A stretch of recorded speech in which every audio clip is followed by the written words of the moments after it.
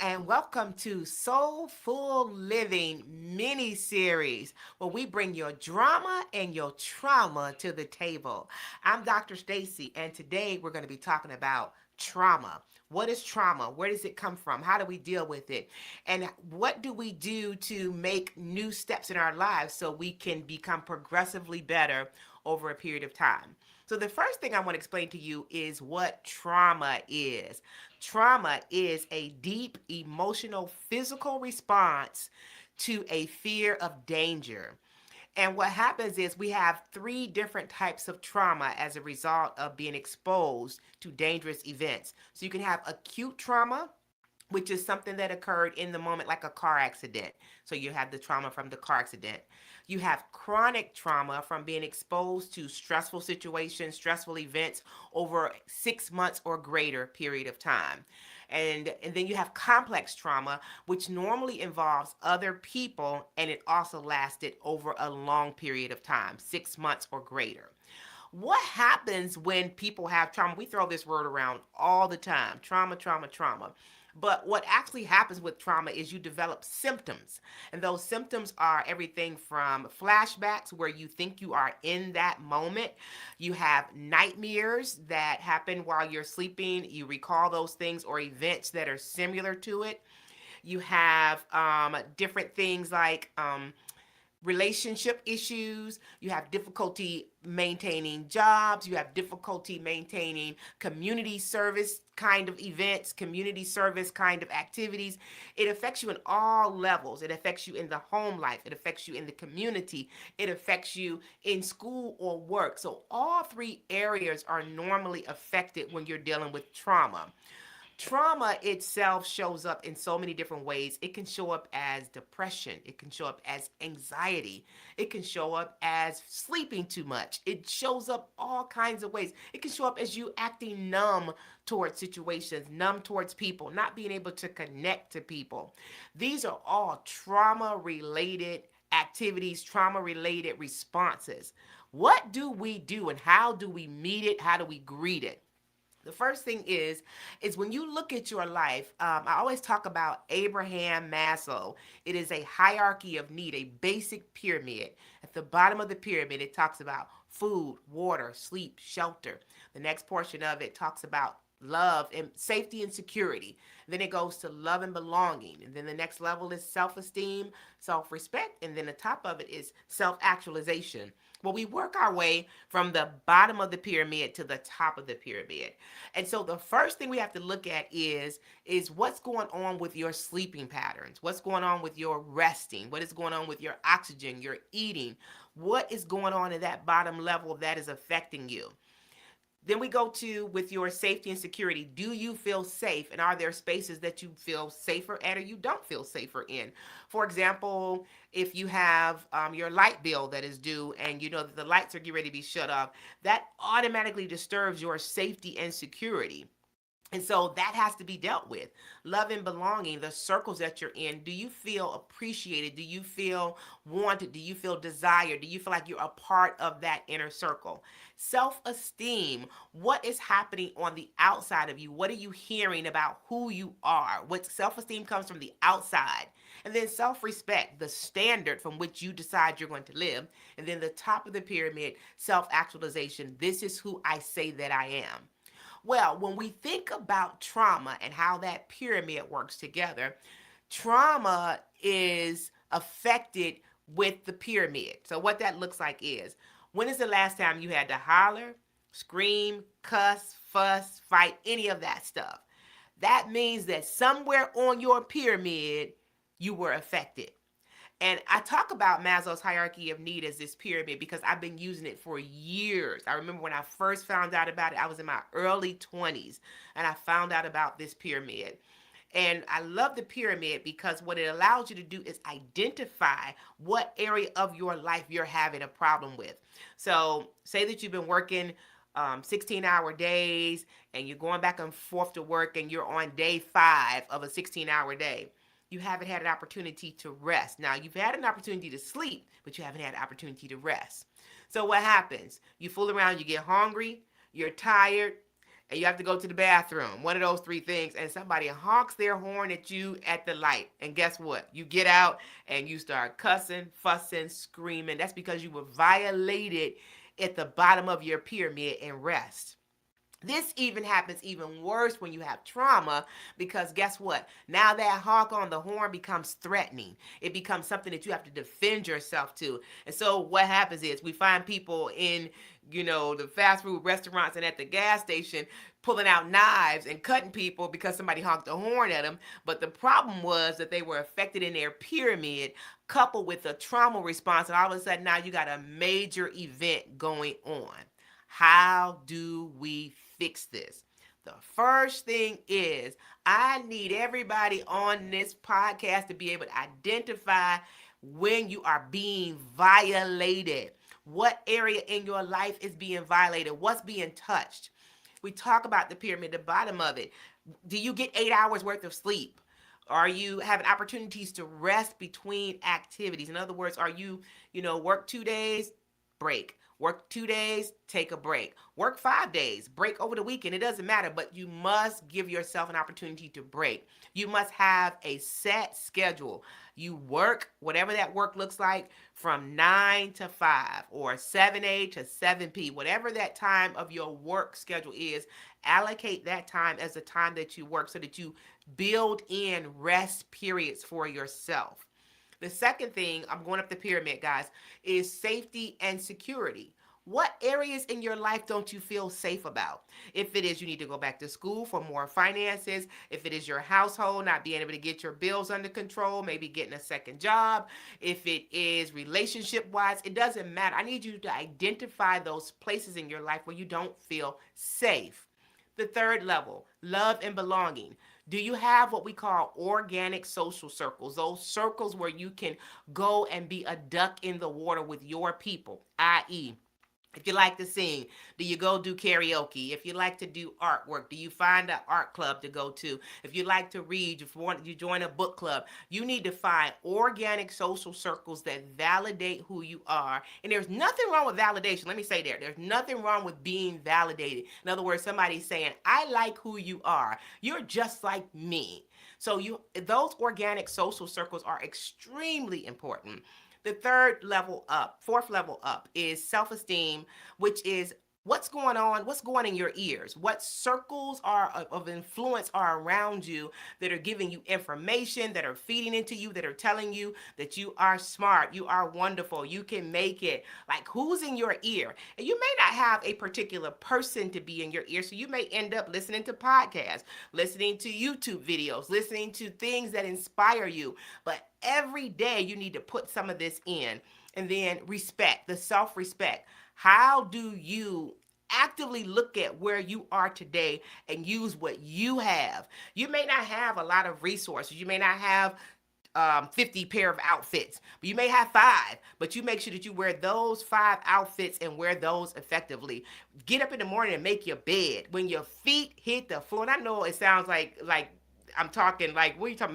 Make your bed up. When you get out the bed, turn around, flip the sheet up, put the pillows back in place, and start your day with your bed made. I'm talking about standard of operation, getting the dishes out of the sink. Just take just the basic stuff that you think is not important. That is about a standard of life that you have decided that this is how I live. And then at the top of the pyramid, you get to the place where you say, hey, this is who I am. This is the quality of person who I am. This is how I live. This is what I do every day. This is the person I am. I am self-actualized here. When you think about this pyramid and people be able to violate you in any of these places, for example, safety and security, your light bill or relationship, somebody cheating on you, all that stuff like that, you get violated, you cuss, fuss, all the stuff that go along with it. Love and belonging, you're not in places where people are telling you that you are smart and beautiful and handsome and all the stuff that goes along with saying I am a spectacular person. It is so important about the self-esteem for people to be around you, to clap their hands for you. If you don't have a hand clapper around you, you need to find you some people around there. All they do is say, I'm proud of you. You do a great job. You need that. You may think that you don't need it, but you do need somebody in your ear pointing you in the right direction. I don't know if you have mentors, but if you don't have a mentor, every person needs a mentor in three areas. You need a mentor for family life. You need a mentor for financial life. You need a mentor for spiritual life. And family life includes all the biological stuff like, how do you live? Where do you eat? Do you exercise? All the stuff like that. So you need a mentor for all three of those areas. And I highly recommend three different people that you can touch bases with on a monthly basis so that they can help you what do your finances look like, helping you come up with your fiscal goals for your life. Like, what does your life look like? Where are you at right now? Whether you own a business or whether you are working jobs or going back to school, that person that is helping you with your fiscal place of mentorship is going to talk about all those different things of your life. Then the other thing that I do recommend to you is that you want to create spaces where you're able to live the kind of life that you are qualified to live right now. And I know that word is like qualified to live. In other words, like you've put the time in to do certain things. And so because you put the time in to do certain things, you are supposed to live in this kind of home. You're supposed to live in this kind of house. You are supposed to because you put that time in. So you need to make sure that you are creating those spaces and giving yourself permission to do that. Now, what does all this have to do with trauma, y'all? All this has to do with trauma because when you think about who you are as a person, trauma responses occur because a lot of these factors aren't in place. And the moment that somebody touches you in the wrong spot, guess what? You go off. And you're going off because of your history, your past, your pain, the stuff that you've experienced as a child. A lot of the trauma has occurred in childhood, and then young adulthood is where most of the trauma occurs. Childhood up to about age 25. And that shifts our paradigm. It shifts the way we view the world. It shifts the way that we receive people, receive information. It's a pair of glasses that we put on. In other words, am I in a safe space? Am I in a space where I'm able to be my authentic self? Can I trust the words that is coming out of this person's mouth? Can I trust this wife, this husband? Can I trust them? And I promise you, it is from the things that you have experienced in your childhood and early adulthood. Those are the things that become the infrastructure for how you do business on a regular basis. Now, when you are regularly doing your business and you're living life, and I brought up the basic structure, I brought up the pyramid to you, and I said about the mentors, and I told you some things that you need to do just to have as basic elements that you need to be operating from. When you have trauma, and I got my own trauma, I'm telling you, when you have trauma, when you are living at a certain level, a certain standard, a certain space, when you live and you have mentors that you're reaching into all the time, and then you've gotten your rest all the time, and everything is safe and secure. You've got your organic social circles that you're participating in. You have people in your ear that are telling you you're smart, you're beautiful, you can make it. When you self-actualize, this is who I am, this is who I want to be. When somebody rubs you a certain kind of way, you don't respond that way. Because now, guess what? You have all of these coping skills and coping mechanisms and coping infrastructure. That's what that is. It's a real infrastructure that is in place that allows you, when you get rubbed, it doesn't hurt as bad. When somebody says something to you, you don't yell, cuss, scream. You're able to take a deep breath in, hold it, blow it out. You're able to breathe through that thing. It doesn't mean that you're not affected by the same stuff that everybody else is affected by. It's that now you have all these tools in your toolbox that you're able to effectively pull out and you're able to effectively lean on. So I want you to think about, what are some things in your life that you have that are resources for you when you feel stressed? It's not just about the deep breathing techniques and identifying your behavior triggers. And let me talk about that. So your behavior triggers are what makes me upset. Just had an incident where I was at my daughter's school and getting her registered for her senior year in college. Whoop, whoop, whoop. Shout out to Hampton University. So we were there, and I was sitting in the lobby waiting for her name to be called, or my name to be called, because she wasn't there, but her name to be called so that I could go and, talk about financial aid and things. So I sat there, and I had been up to the school like 3 different times, two guys trying to get this situation squared away with her financial aid. And so when I walk up, I say to the lady, my name is, Stacy, and I'm here trying to get my daughter's financial aid squared away. And this is my third time being here, and I really need this to be resolved. So she said, just have a seat, ma'am. So I sat down. And I promise you, I sat there, and 1 hour went past. I sat there again. Second hour went past. People were being seen up and down, up and down, and up and down.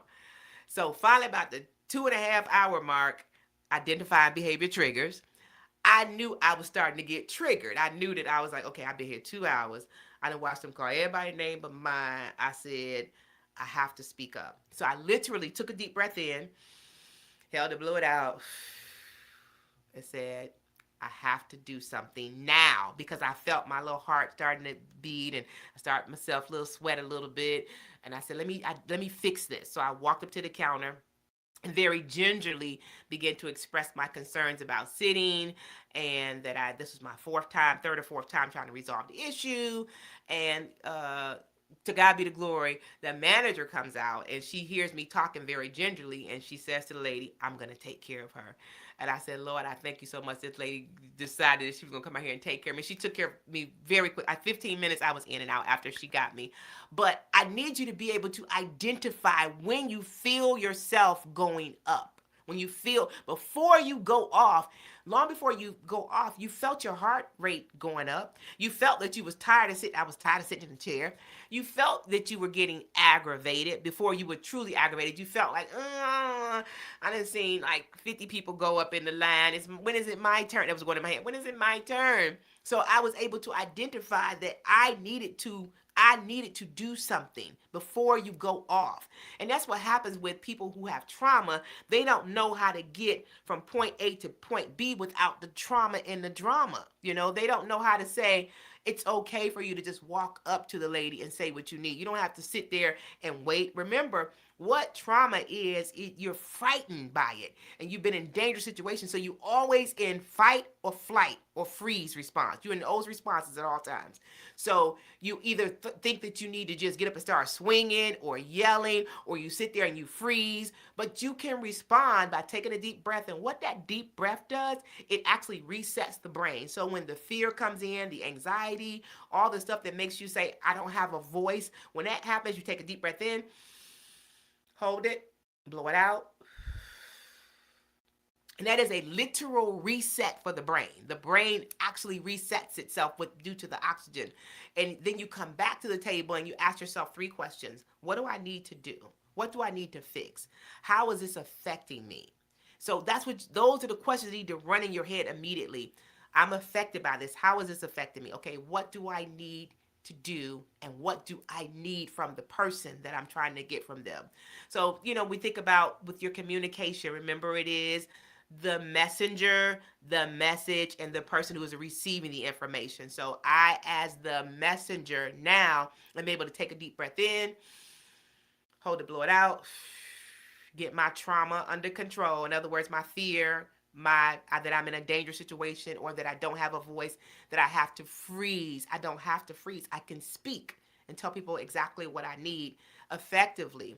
And so say that you're in a situation where you're doing all of that. You've done all the deep breathing, and you get ready to say to the person, and you still feel yourself being triggered. You feel for yourself going up, up, up, up, up. It is always okay for you to evacuate the space. It is always, always, always okay for you to get your purse, get your wallet, get your keys, and leave the space. Get up and leave. Get up and leave, because the other people don't know that you got trauma. They don't know what's going on inside of your head. So it is always okay when you first feel your heartbeat beating just a little bit for you to say, okay, this is not a good space for me. Let me get up and let me leave. And literally leave the space, leave the environment, so that your brain can have an opportunity to reset. What happens when you don't leave? That trauma response kicks in, and all this stuff that is related to fight or flight kicks in. That's what happens. Guess what? All those neurotransmitters start pumping through your brain, adrenaline, and all that stuff, and all of a sudden, and that stuff is real. When I say those neurotransmitters getting down inside of your synaptic gap in your brain and telling you you need to defend yourself, it is real. It is, you are not faking.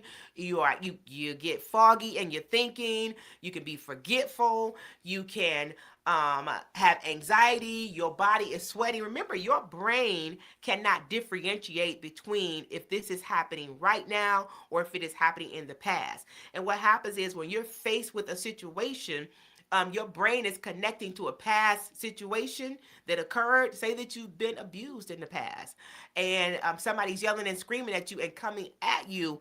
You really believe that they gonna hit you because guess what? You got hit before, so you believe you're going to be hit again, and so you respond like you're trying to kill somebody because you have been in a situation before when somebody tried to do something to you and there was no help. So guess what you do? You do turn around and pick up that chair and swing on that person because you think they gonna hit you first. That's a trauma response, y'all. And so before you get there, identifying that I am having a moment. I am having, like I need to breathe through this. And if you're not able to breathe through it, I need to leave the space. There should never be any circumstances where you're anywhere where you cannot leave the space. You might have to leave your car. You might have to get up and leave your purse. You might have to leave some stuff behind. But you do better to leave all that stuff behind and you exit left to gather yourself so you can think. Because what the trauma response does, it stops you from thinking. It stops you from being able to navigate. We call it executive function. It's right here in the front of your head. So what executive function does is it allows you to think past the moment of hitting somebody. It allows you to think past the moment of, impulse. It's that whole impulse control space. So what happens is you're able to think, I'm going to hit you. You're going to hit me back. Then I'm going to hit you 3 times. And then you're going to do this, and I'm going to do that, and then the police going to come, and then this going to come. That's what executive function allows you to do. It allows you to think 6 and 7 steps up.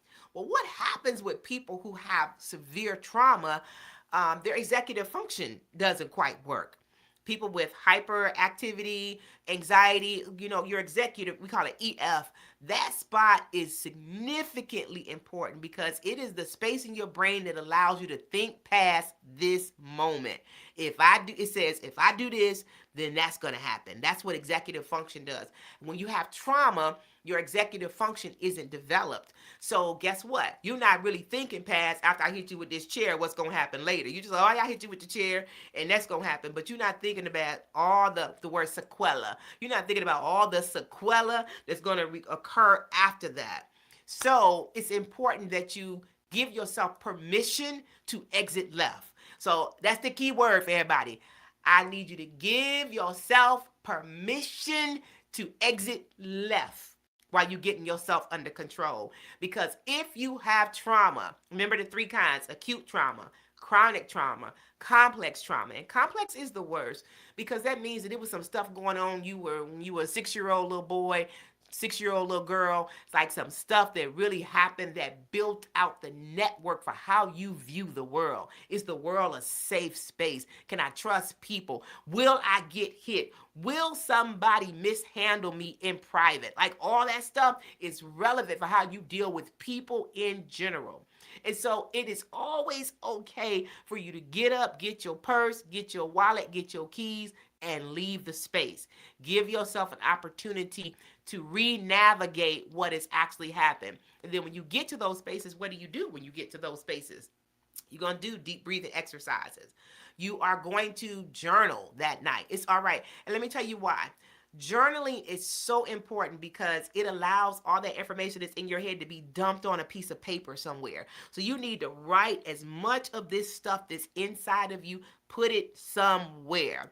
I do music, art, and dance therapy on purpose because sometimes, guys, there's just no words for how you're feeling. Sometimes you're feeling like, I wrote this poem one time and said, I'm mad at somebody, but I don't know who, and I want to hit somebody, but I don't know why.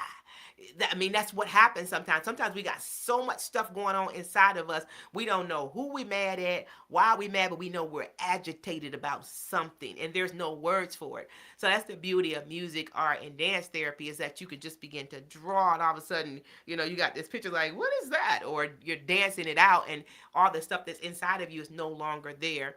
I remember when the Lord allowed me to first start dancing. I didn't know it was therapeutic. I was about 24, 25 years old, and had really gone through a lot of traumatic events since 6 years old, all the way up until that point. And I remember God said to me, He said, "You're going to dance for me." And it was way back in the early 90s, guys. And I began to just dance. And I remember dancing so hard that I couldn't move the next day. And I was dancing my troubles, my pain out, all of my pain. I put it on the floor. And the beautiful part about it was I was able to use praise and worship music to be able to minister to myself and to the people. Minister, serve, heal myself and to the people. So the people got the benefit of it as well as me. But I got healed in the dance. And every dance, y'all, I left it on. I did not leave that dance in the worst of space. I didn't leave nothing behind. I left no trauma. Whatever I was dealing with, it was going in that dance. And so I highly recommend dancing.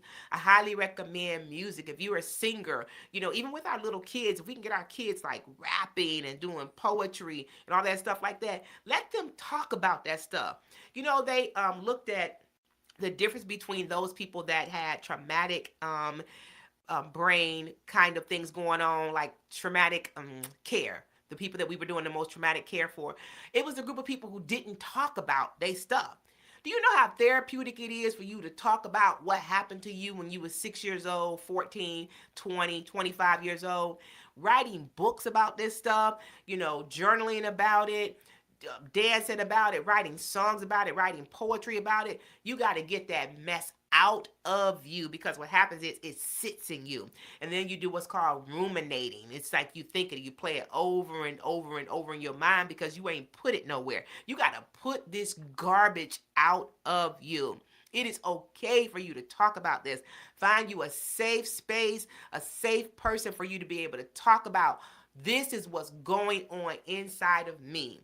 And let me explain another part about trauma responses. Trauma responses can occur in so many ways. It can occur from just smells, like you can walk past something and smell something, and it'll take you back to when you were 6 years old. You can see something, you can hear a certain noise, and in your brain, the way your brain is wired is that particular smell or thought will cause you to go back to that memory. And all of a sudden, you sitting in a space and you feeling like sort of, your body posture is here, and it's like, what happened? And it's because something happened. You got triggered somewhere in the environment. So a lot of questions that I always ask is, what was happening right before you felt that way? What were you doing? A person says, oh, I was in the kitchen, I was listening, this song came on the radio. And I say, well, tell me about the song. And then they'll say, that was a song that was playing when this particular thing happened. And so, that's how easy our brain is triggered to take us back to a traumatic space. And when you think about trauma, trauma has to occur based on a physical thing happening and an emotional thing happening at the same time. So something physically is occurring, and it causes an emotional response, and then that connects. So we do this thing called neurolinguistic programming, or NLP. And NLP actually does that on a positive way, where it connects a positive feeling with an emotion or an event. So you rub, and then it's a whole procedure. I'll go into that later. But anyways, long story short, that's almost what trauma is, but it's backwards. So it's a really negative emotion with something that occurred. And so when you feel that, or you exposed to it, the emotion and the feeling come together, and it causes you to react a certain kind of way. And so trauma is a big deal, guys, and we see it and we minimize it so much. Now, what does that look like in terms of bagging up with, like, how do we fix it from the gate? Well, nobody's born with mental health illness. I say this all the time. Nobody is born with a mental health illness. It is developed over time. How is it developed? Lack of stress relief techniques, no coping skills, high stress activities, and exposure to things that are dangerous or frightening. That's how trauma occurs. But mental health has a lot of different variables, as long as being what we use this word called familiar. In other words, your grandmother had schizophrenia. So her brain network was sort of wired that way. You were in the household with grandmother who was talking to herself all the time. You may be in a household where, or somebody may be in a household where they were exposed to drugs or all the different things that are traumatic. And because they saw it, then they develop it. So it's not that it's genetic, it's just familiar. It's like this is what everybody has been doing. We've seen this in our family line for all these years. And so I've seen drug addicts or I've seen people with schizophrenia. So guess what? When I'm stressed out, I'm hollering and screaming, or bipolar disorder, undiagnosed. So you see all these behaviors, and then here all of a sudden you're behaving in that way because it's familiar to you, i.e., family, and similar, like familiar, like this is what we do. And so you develop a particular behavior based on what you've seen in the past, as well as genetically, predisposed to some things like that. So when you think about your trauma, guys, as we sort of wrap up this conversation, I want you to walk away with these points as a person who's trying to do better in your life and get past keep having emotional outbursts. Like if you're the person that continues to have emotional outbursts, if you continue to be in situations where you're fighting, yelling, cussing people out, crying, all that stuff like that, you don't have to live like that. It's not required. It is not a requirement of my life. I need you to say this. This is not a requirement of my life that I live this way every single day. I want you to use I am statements. I am statements. I am strong. I am smart. I am able. I am well able to take on my opponent. I am more than a conqueror. I am intelligent. I want you to begin to use I am statements when that fear creeps up on you. I want you to give yourself permission to leave the space. That don't mean run now. I'm not creating runners. I don't need y'all running over here, going to Georgia and Florida. I'm not telling you to run, but I am telling you it's okay for you to leave the space that's creating a high, intense level of anxiety for you or stressors. Leave that space. You're not required to work that job. If you don't like the job and you go into that job every day and you are highly stressed, it's 100 jobs. Go get another job. If you're in relationships where you're yelling, cussing, fighting, all that stuff like that, leave the relationship. If you are working in a job space where you are not safe, leave the job. Like it is okay. Like I gave you the example of, I was in this space, I was trying to work something out with, just getting some fight. I got up and I was going to talk to the lady. And if it didn't resolve, I was going to leave the space and come back tomorrow and try it again. Because it's okay for you to know when you've had enough. And I want you to be able to give yourself permission to say, I have had enough. And give yourself permission to know that, yes, you got trauma. And because I have trauma, my brain ain't networked like everybody else. I'm talking about myself now. I ain't talking about you. My brain ain't networked like everybody else. So I can't be in places where you yelling and screaming in my face. I'm hot. I'm tired. I got to go to the bathroom. Or I can't. I need to get up. I need to exit left. I need to dance. It's required for me. I need to sing and sing real loud sometimes. I need to paint and paint for 8 hours sometimes. I need that. Those are coping mechanisms that I built into my life. I need to exercise. That's a coping mechanism that has been built in. Oh, drink water, y'all. Drink as much water as you can. If you don't like water, I've been on this tea kick for a minute. But even if you're drinking tea or whatever it is, you need to hydrate. What that does is all those hormones that you are constantly being exposed to from just day-to-day life, driving out in the car and people are, honking horns at you, you're dealing with work.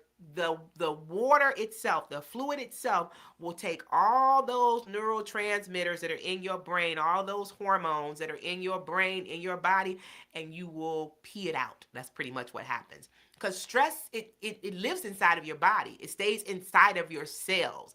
And so the hydration is what washes it out. That's why you need to hydrate. That's why we do all these different teas, and I'm really into the organic kind of way of doing with mental health treatment and all now. That don't mean don't take your medication, y'all. Don't get up here and talk about she said don't take your medication.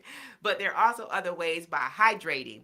exercising, getting your 8 hours worth of sleep every day, making sure that you have all of these different spaces set up in your life as a tool for your success.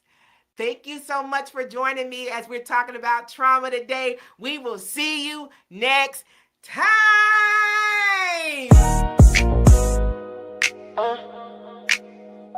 SKST Radio, street grind entertainment. Beats by bro, yeah, we bring the flavor in the